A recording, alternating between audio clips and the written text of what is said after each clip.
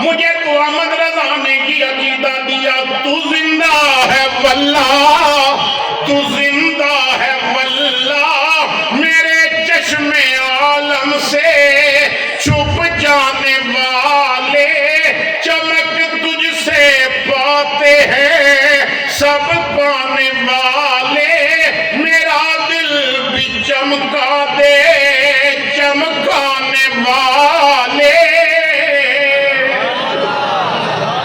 تو واقعہ کرنے سے پہلے میں عرض کر دوں، میں ٹائم دیکھ کے نہیں بیٹھا، تو جب میری بیان کا وقت ختم ہوا تو مجھے تھوڑا سا اشارہ دے دیجیے، تھوڑا سا اشارہ دے دینا تاکہ میں جلدی پھر اپنا، کیونکہ میں ٹائم دیکھ کے نہیں بیٹھا۔ تو توجہ فرمائیے گا، فرماتے ہیں پھر میں مدینہ پاک پہنچ گیا، اللہ سب کو مدینے لے گا۔ میرے بھائیوں میں ایک بات عرض کرنا چاہتا ہوں، محفل کے بعد صبح دعا کرنے کے بعد جب آپ اپنے گھروں کو جائیں گے تو صرف میری اس بات کو سوچنے کی کوشش کرنا کہ ہمارا دل یورپ کے لیے کتنا بے چین ہے اور مدینے کی گلیوں میں گھومنے کے لیے کتنا بے چین ہے۔ ہمیں تو شوق ہے مدینے جانے کی، اب خواب نہیں دیکھتے میرے بھائیوں، لندن جانے کی فکر، امریکہ جانے کی فکر۔ ہمارا نوجوان جب یورپ سے واپس ہو کے آتا ہے نا تو پورا ایک ہفتہ یاروں میں بیٹھ کے یورپ کی تعریفیں کرتا ہے۔ میں ایک جگہ بیٹھا تھا تو ایک لڑکا یورپ سے آیا ہوا تو دوستوں کو بتا رہا تھا، تمہیں کیا پتا کہ یورپ میں صبح کیسی ہوتی ہے، تمہیں کیا پتا کہ یورپ میں شام کیسی ہوتی ہے۔ تو جب بات کر بیٹھا تو میں نے کہا یورپ کی صبح کے تذکرے کرنے والے، تو نے مدینے میں صبح ہوتی دیکھی ہے؟ یورپ کی شاموں کو بھول جائے گا تو ایک دفعہ نہ مدینے میں سورج کو ڈھلتا دیکھ لے، وہ کتنا اداس ہو کے میرے محمد کا مدینہ چھوڑ رہا ہوتا ہے۔ پر ہمیں تو وہ شوق ہی نہیں۔ میں برکت کے لیے ایک پنجابی کا شعر پڑھنے لگا ہوں، ہمیں اب وہ شوق ہی نہیں، چاہیے تو یہ تھا ہم تہجد کے نفل پڑھ کے عرض کرتے، آساں اکھیاں نو درشن دیاں رہندیاں، میرے لب تے دعاواں مدینے دیاں، دل مدینہ مدینہ پکارے میرا، ویکھ جا کے فضاواں مدینے دیاں۔ اب وہ فجر کی نماز پڑھ کے بھی مدینہ یاد نہیں آتا۔ میرے بھائیوں، اپنے گھر جانے سے پہلے پیر کے روزے پہ کھڑے ہو کے اتنا مدینے والے کو عرض کر دینا، مدینے بلانا ہمیں جانے عالم، مدینے بلانا ہمیں جانے عالم، ترے پاک کا ہم نظارہ کریں گے، وہیں پر جئیں گے وہیں پر مریں گے، وہیں زندگانی گزارا کریں گے۔ مولانا فرماتے ہیں مجھے نا اللہ نے کرم فرمایا، پھر میں نے پہلے عمرہ کیا، پھر مدینہ پاک حاضر ہوا، حضور کے روزے پہ حاضری کی، سلام عرض کی۔ فرماتے ہیں پھر میں مدینہ پاک کے بازار میں گیا تو مجھے وہاں کچھ نایاب کتابیں مل گئی جو تفسیر لکھنے میں معاون ثابت ہو سکتی تھی، تو میں نے وہ کتابیں بھی خرید لی۔ خیال آیا احمد یار مدینے آیا ہے تو ایسا کرتے ہیں کاغذ بھی مدینے سے لے کے جاتے ہیں، تو میں نے تفسیر لکھنے کے لیے کاغذ بھی خرید لیا۔ پھر خیال آیا قلم بھی مدینے سے نہ لے۔ فرماتے ہیں پھر میں چلا گیا تو ایک پین کی دکان تھی، وہاں گیا، قلم دیکھے، مجھے نا وہاں پہلی دفعہ میں نے پارکر پین دیکھا، پارکر پین کہتی ہیں، اس کو لکھ کے دیکھا تو لکھائی بھی اچھی، پین بھی خوبصورت، تو دل میں نا ایک خواہش پیدا ہوا، ذکر سونے کا لکھنا ہے تو قلم بھی سونا نہ، اگر کاغذ اچھا لیا، کتابیں اچھی لی تو قلم بھی اچھا لے لیتا ہوں۔ کہتے ہیں میں نے نا اس سے پیسے پوچھے تو میرے پاس جو اس نے قیمت بتائی تھی اس کے آدھے پیسے بھی نہیں تھے، آدھے پیسے بھی نہیں تھے جو اس نے قیمت بتائی، بہت مہنگا پین تھا۔ آج بھی اصل جو پارکر ہے وہ ہر بندہ نہیں لے سکتا. چائنا کا بنا ہوا تو لے لیتے ہیں لیکن اصل جو پارکر ہے وہ ہر بندہ نہیں لے سکتا. تو قیمت بہت زیادہ تھی. میں نے کتابیں خرید لی, خریداری کر لی. جب دیکھا کہ قیمت زیادہ, میرے پاس آدھے پیسے بھی نہیں, تو میں نے نا خاموشی سے رکھ دیا. پسند پڑا تھا, میں چل پڑا نا دکان سے باہر. 2 دفعہ میں نے موڑ کے دیکھا پین کو, پسند بڑا آیا پر پیسے نہیں, کیا کروں. فرماتے ہیں میں اپنے کمرے میں, جو میرا وہاں رہائش کا کمرہ تھا, وہاں جا کے سو گیا. تہجد کے وقت اٹھا, میں نے تہجد کے نفل پڑھے, پھر مسجد نبی میں جا کے نماز فجر ادا کی. فرماتے ہیں ریاض الجنہ میں بیٹھا تھا, آنکھیں بند ہیں, میں درود پڑھ رہا تھا, تو میرے ساتھ کوئی بندہ آ کے بیٹھا اور میرے کان کے قریب آ کے نا اس نے پوچھا تیرا نام احمد یار ہے؟ فرماتے ہیں میں نے آنکھ کھول کے دیکھا مدینے میں میرا نام کون پوچھ رہا ہے. میں نے دیکھا تو وہی دکاندار جس کی دکان پہ میں نے کل پین دیکھا تھا. میں نے کہا ہاں میرا نام احمد یار ہے. کہنے لگا گجرات سے آیا ہے؟ میں نے کہا ہاں گجرات سے آیا ہوں, نام احمد یار ہے. اس نے جیب میں ہاتھ ڈالا, وہی پین نکالا, کہتا ہے پھر یہ رکھ لے. مولانا کہتے ہیں میں نے کہا میرے بھائی میرے پاس پیسے نہیں اسی لیے چھوڑ کے آ گیا. اس نے کہا مولوی تجھ سے کسی نے پیسے مانگے؟ پیسوں کا ذکر ہوا ہے. میں نے کہا یار اگر پیسے نہیں مانگے تو اتنا مہنگا پین مجھے مفت کیوں دے رہا ہے, تو مجھے جانتا بھی نہیں. اس کی ہچکی بن گئی, کہنے لگا احمد یار تجھے نہیں جانتا, یہ جو گنبد کے اندر سویا ہوا ہے نا میں اسے جانتا ہوں. میں نے کہا یار بتا تو صحیح مجھے کیوں دینا چاہتا ہے. کہنے لگا پتہ نہیں تیرا مرتبہ کیا ہے, مقام کیا ہے, میں نہیں جانتا. مجھے کئی سال ہو گئے مدینے میں رہتے, میں روز یہ گنبد بھی دیکھتا تھا, یہ نور پرے منبریں بھی دیکھتا تھا. میں نے کئی دفعہ دعائیں کی مگر مجھے کملی والے کی زیارت نہ ہوئی. احمد یار تیری خاطر رات کو کملی والا مجھے اپنا دیدار کرا گیا. حضور نے مجھے فرمایا کل تیری دکان پہ میرا ایک غلام احمد یار نام کا آیا تھا, وہ گجرات کا رہنے والا ہے. میری دین میری عزت بھی اس نے پیرا ہی بڑھا دیا ہے, میرے دشمنوں سے اس نے ٹکرے ہی بری لی ہے. اسے پین پسند ہے, اس کے پاس پیسے نہیں. مدینے سے میرا غلام خالی چلا جائے یہ بات مجھے پسند نہیں ہے. تو جب اٹھے گا تو دکان سے پین نکالنا, صبح تجھے ریاض الجنہ میں بیٹھا ملے گا. نام اور شہر کا نام پوچھ کے پھر کہنا یہ پین میں نہیں دے رہا, یہ مصطفیٰ نے تحفہ بھیجا. سبحان اللہ. ایک دفعہ اپنے آقا کے بن جاؤ. کملی والے جو دیتے ہیں وہ لے لو, کملی والے جو کہتے ہیں اسے مان لو. ذرا اپنی آنکھوں کو حیا کے پردے لگا کے دیکھو, ذرا اپنی زبان پہ سچ کا زیور سجا کے دیکھو, ذرا اپنے قدموں کو مسجد کا مسافر بنا کے تو دیکھو, ذرا دنیا کے نغمے چھوڑ کے میرے نبی کے قرآن کی تلاوت کر کے تو دیکھو. خواب غفلت میں سوئے ہوئے مومنوں, عیش و عشرت بڑھانے سے کیا فائدہ. آنکھ کھولو اٹھو یاد رب کو کرو, عمر یوں ہی گوانے سے کیا فائدہ. اور تیسری مصطفیٰ کریم کی رضا پانے کے لیے اللہ کے ولیوں کی رضا پانا. لیکن ولی بھی وہ جو ولی ہو. ہمارا جو آج کل المیہ بنا ہوا ہے نا, جو آدھا ننگا وہ آدھا ولی اور جو سارا ننگا وہ سارا ولی.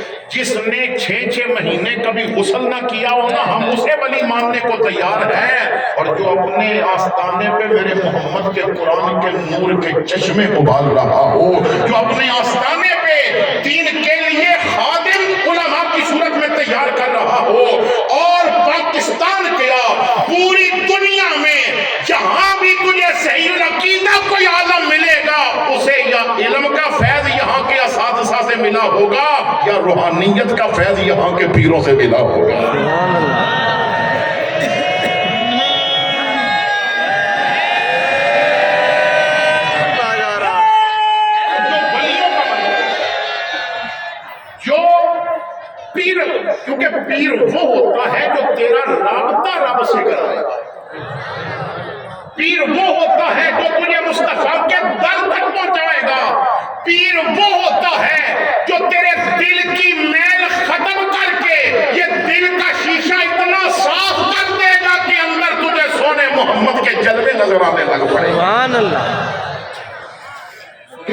کامل پیر ہوتا ہے۔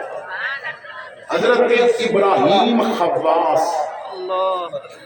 رحمت اللہ تعالی علیہ بہت بڑے شیخ کامل ہوئے ہیں، ابراہیم خواص۔ ابراہیم خواص فرماتے ہیں کہ میں ایک دفعہ سفر پہ چل نکلا،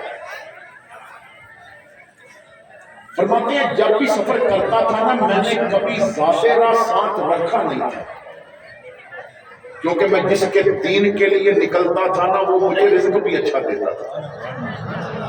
میرے پردادا جی رحمت اللہ تعالیٰ علیہ، آپ میرے قبلہ والد گرامی صاحبزادہ محمد ابو بکر چشتی، ان سے ایک دن فرمانے لگے کہ بیٹا شکر کیا کر کے تم میرے گھر پیدا ہوا۔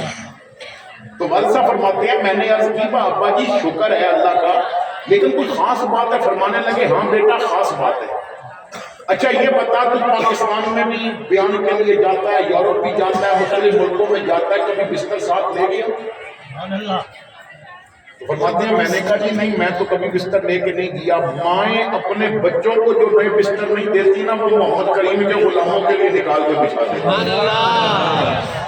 وہ نئے برتن کے جن میں وہ اپنے بچوں کو کھانا نہیں دیتی ان میں نبی کے فقیروں کو دیتی ہیں، تو وہ بستر بھی ملتا ہے کھانا بھی ملتا ہے۔ تو فرمانے لگے بیٹا یہی تجھے سمجھانا چاہتا ہوں کہ ولیوں کے خادموں کے گھر پیدا ہونے کا فائدہ یہ ہے کہ جہاں بھی چلا جا بستر نیچے ہوگا اور تو اوپر ہوگا، جہاں بھی چلا جا بستر نیچے ہوگا اور تو اوپر ہوگا۔ اور اگر گستاخان ولیوں کے گھر پیدا ہوتا تو ساری زندگی تو نیچے ہوتا اور بستر اوپر ہوتا۔ جو ولی ہوتے ہیں یہ توکل پہ چلتے ہیں اور یہ اس کے ذکر کی فکر کرتے ہیں۔ ضمناً بات آ گئی میں عرض کر دوں، ایک بزرگ کہتے ہیں کہ میری توبہ کا جو سبب بنا وہ یہ واقعہ ہے کہ میں جنگل میں جا رہا تھا اور درمیان جنگل میں مجھے ایک چوکی نظر آئی، ایک چوکیا تھی، چوکی تھی، خیمہ۔ تو میں جو اس خیمے کے قریب، کیونکہ راستہ وہ تھا، وہ راستے میں تھا خیمہ، تو جو میں قریب ہو رہا تھا نا مجھے اندر سے آواز آ رہی تھی اللہ تیرا شکر، اللہ تیرا شکر۔ کہتے ہیں کہ وہ ہر سانس پہ اللہ کا شکر کر رہا تھا جو اندر تھا خیمے میں۔ فرماتے ہیں مجھے نا ایک شک پیدا ہوا کہ یہ بندہ خیمے میں ہے نا اسے جنگل سے کوئی خزانہ مل گیا ہے، اتنا شکر ادا کر رہا ہے ایسے کوئی خزانہ مل گیا ہے۔ تو میں جب خیمے کے قریب ہوا تو سوچا اگر دستک دی تو وہ خزانہ چھپا نہ دے، میں نے جلدی سے نا خیمے کا پردہ ہٹایا۔ تو جب پردہ ہٹایا تو میری تو چیخ نکل گئی، اندر جو بابا لیٹا ہوا تھا نا وہ دونوں آنکھوں سے اندھا تھا، دونوں ہاتھ بھی کٹے تھے، دونوں پاؤں بھی کٹے تھے، اور کہہ رہا تھا اللہ تیرا شکر، اللہ تیرا۔ ہم پورا مہینہ رگ کے کھانا کھاتے رہے نا، اگر ایک دن تھوڑا سا کمی آ جائے تو شکوے شروع کر دیتے ہیں۔ فرماتے ہیں اس کی آنکھیں دونوں اندھی، ہاتھ دونوں کٹے، پاؤں دونوں کٹے، کہہ رہا تھا اللہ تیرا شکر۔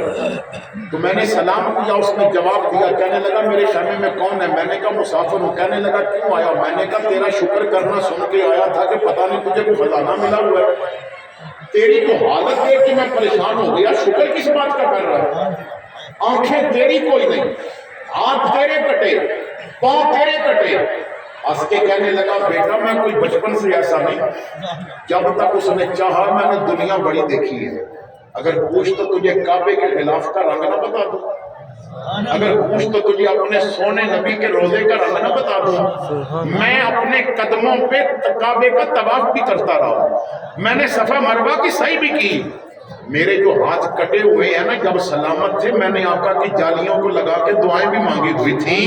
جب مالک نے چاہا آنکھیں لے لی، جب مالک نے چاہا ہاتھ لے لیے، جب اس کی مرضی تھی پاؤں لے لیے۔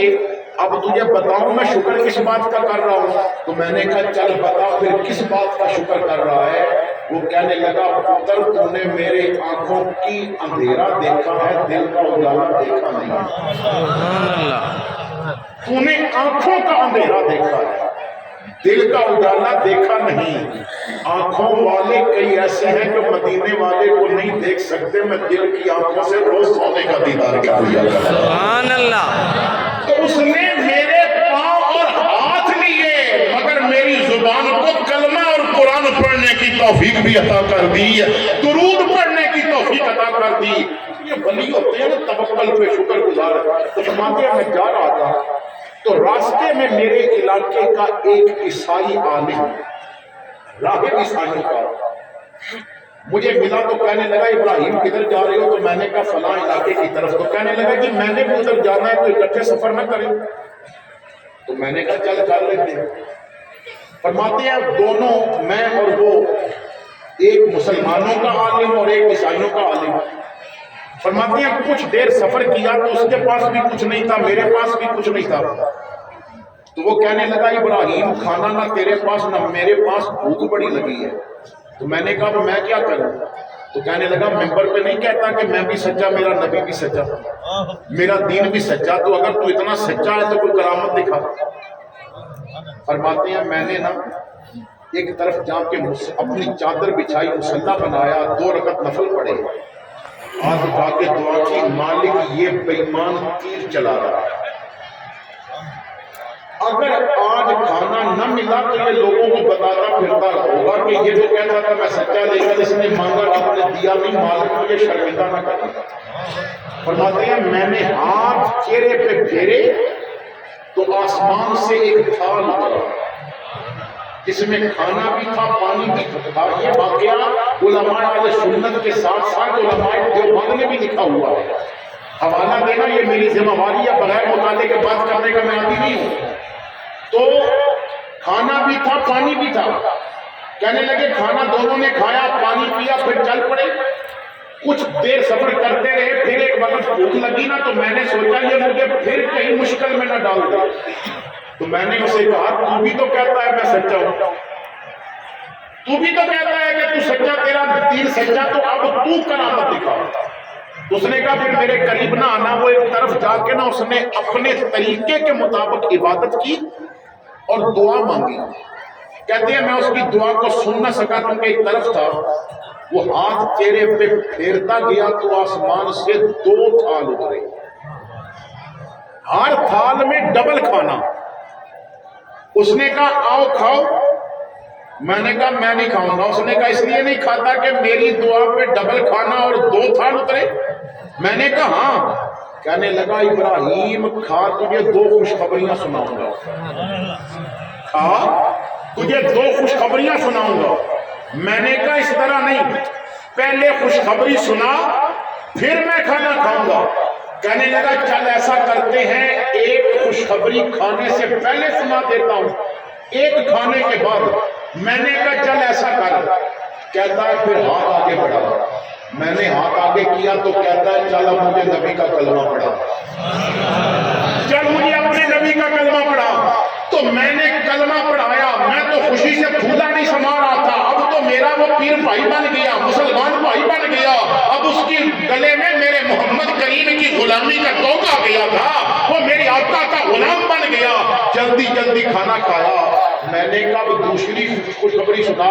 کہنے لگا تو ایسے پریشان ہو گیا تھا کہ میری دعا پہ ڈبل کھانا اترا۔ ابراہیم کو جو 2 تھال اترے ہیں وہ بھی تیرے لیے اترے ہیں۔ میں نے ادھر جا کے دعا یہ کی تھی، اے اللہ اگر واقعی تجھے ابراہیم پیارا لگتا ہے تو مجھے ڈبل کھانا عطا فرما دے۔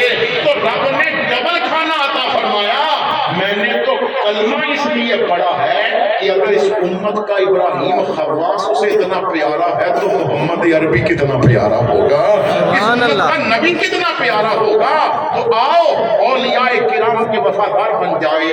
آخر پہ معراج شریف کے حوالے سے ایک بات عرض کر کے تو میں اجازت چاہتا ہوں، گفتگو کو ختم کرتا ہوں۔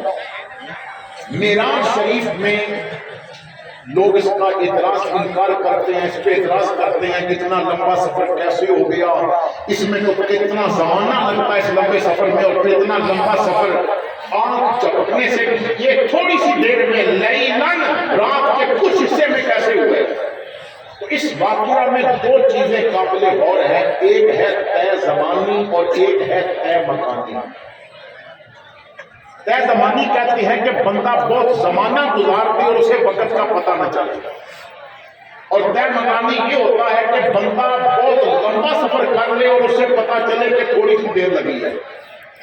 اب طے زمانی اور مکانی دونوں مثالیں میرے رب نے قرآن میں رکھی تھی تاکہ کل کوئی میرے نبی کے معراج کا کوئی انکار نہ کر سکے، میرے محبوب کے اس واقعہ پہ انکار نہ کر سکے۔ اب طے زمانی کی مثال اصحاب کہف کا واقعہ ہے۔ وہ غار میں سونے نہیں گئے تھے، عبادت کرنے گئے تھے۔ وہ گئے تھے کہ اللہ کو راضی کریں گے۔ غار میں پہنچے تو کہنے لگے تھک گئے ہیں، تھوڑی دیر سو لیتے ہیں پھر رب رب کریں گے۔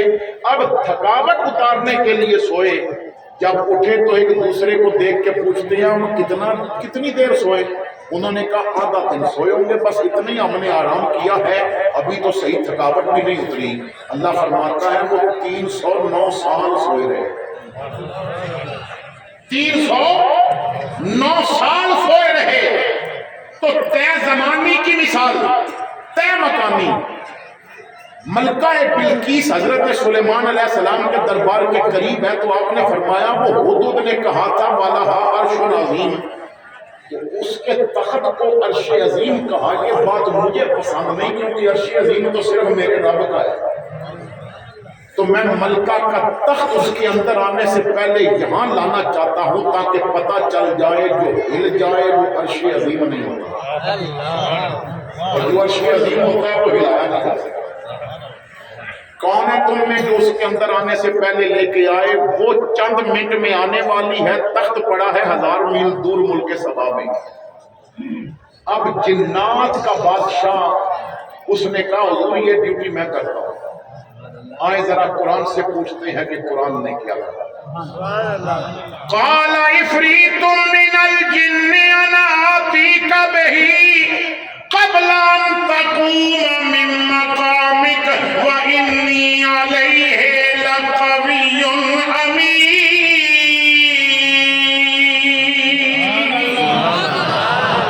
کہنے لگا میں لے کے آؤں گا۔ فرمایا دیر کتنی لگائے گا؟ حضور اٹھ کے بیٹھو گے تو تخت حاضر ہو جائے گا، میں طاقت والا بھی ہوں، امانت دار بھی ہوں۔ فرمایا بیٹھ جا، تجھ سے کام نہیں لینا۔ پہلی بات یہ ہے کہ مجھے اٹھانا بٹھانا چاہتا ہے، اور دوسری بات یہ ہے مجھے اس سے بھی جلدی چاہیے، مجھے اس سے بھی جلدی چاہیے۔ میں اٹھوں گا اس وقت جب ملکہ آ جائے گی تو اس کے استقبال کے لیے اٹھنا ہے، اور تو مجھے پہلے اٹھانا چاہتا ہے۔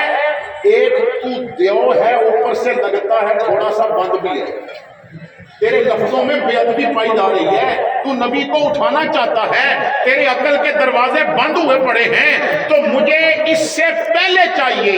بیٹھ جا۔ اب بیٹھ گیا، لیکن تکبر میں نہ گردن اونچی کر کے دیکھنے لگا، اتنی بڑی آفر تو کوئی نہیں دے سکتا۔ 2000 میل کا سفر کرنا ہے، اور میں نے کہا اٹھ کے بیٹھو تو میں لے آتا ہوں، اٹھ کے بیٹھو تو میں لے آتا ہوں۔ تو یہ کہتے ہیں مجھے اس سے پہلے چاہیے۔ میں بھی تو دیکھوں کون اس سے پہلے لاتا ہے، آخر تو کام میں نہیں کرنا ہے۔ تو تکبر سے دیکھنے لگ پڑا۔ اب قرآن ایک اور منظر بیان کرتا ہے۔